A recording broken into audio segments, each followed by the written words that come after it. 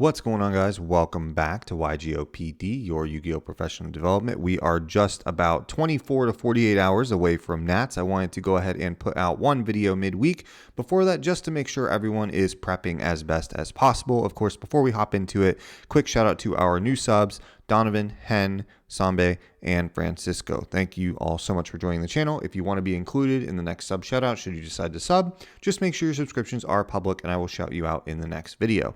Let's not waste any time and go ahead and hop right in.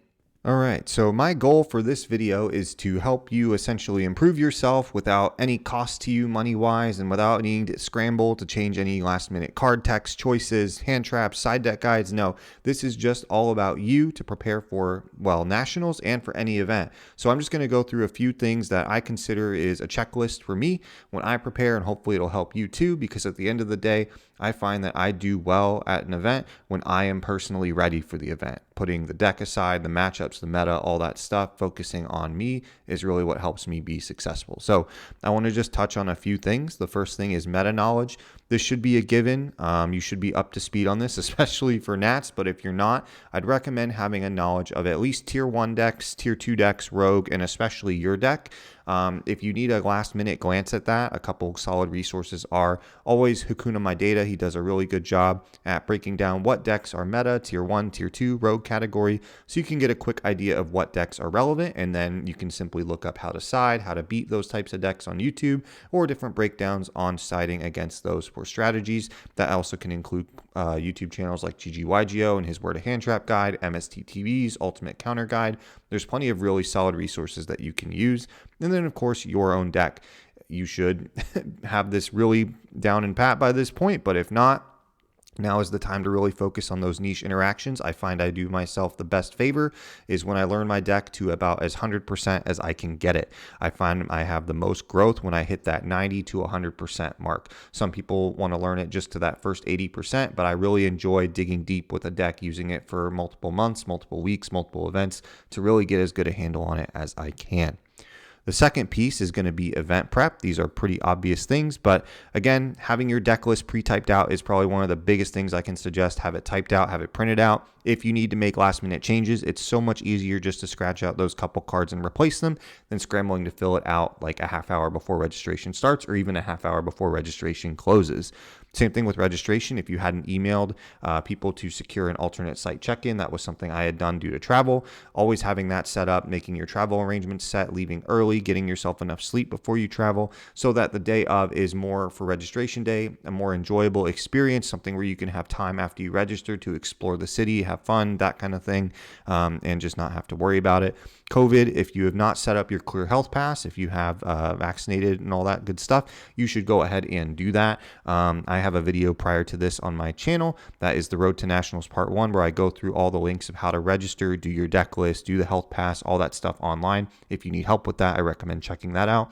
And then equipment. If you haven't gotten your new sleeves, anything like that, grab a fresh pack, do all that stuff. Ideally tomorrow if you haven't yet, but already if you have some, make sure those are set. I have a new pair right in my bag ready to go.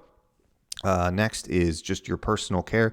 This is probably the area where I find that I excel the best or I do the worst at an event, as if this is not prioritized for me. First is your mental state. You shouldn't be stressing at this point. You got here for a reason. You got your invite for a reason. You're here at side events for a reason, whatever it is. You should be in a good place and ready to just do as best as you can and have some fun in the process. Don't let losing or scrubbing out or different things like that ruin your event. This is everyone's first nationals in about 2 to 3 years. So, take that with a grain of salt and really just kind of soak up the opportunity.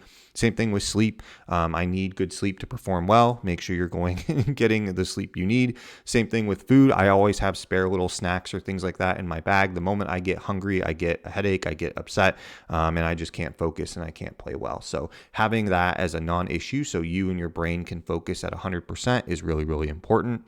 The last part is your freedom. I'm electing to drive just because if something happens, I have the peace of mind to know that I can just grab my car and go wherever I want if I need to. Setting things up like that, whether it's renting a vehicle, different things are going to, give you that peace of mind. Whatever the travel arrangements you have are, just having that freedom is important. The next piece is your environment. I like to tailor myself to the environment and get used to that as best as possible before I start, so I'm not scrambling. First thing is obviously bathrooms. I look for at least 2 different bathroom locations because we all know how terrible they get, a few rounds in. So having a few different locations that you can go to that are close by is going to be important.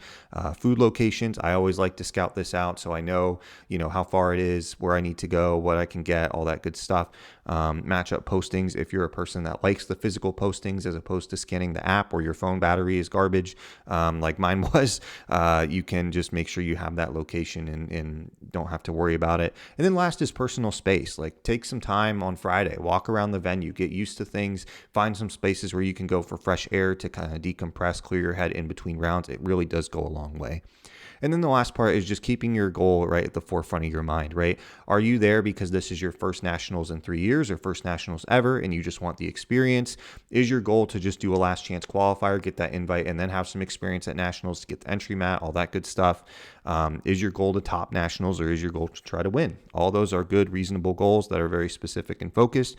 Just whatever you're doing, keep that at the front of your mind and let that kind of be your guiding factor. Don't let a loss or two discourage you throughout the way. So just wanted to kind of put all these quick reminders together. I know some of this is obvious, but taking a second to really make this mental checklist and go through this with yourself is really going to help you go a long way at the event. You don't need to worry about your deck. Your deck's already situated. You don't need to worry about your invite ideal. You already have that. Now, these next 48 hours or so, focus on getting you ready and getting yourself there. So with all that said, thank you all so much for watching. I will see you guys in just a couple days. Later.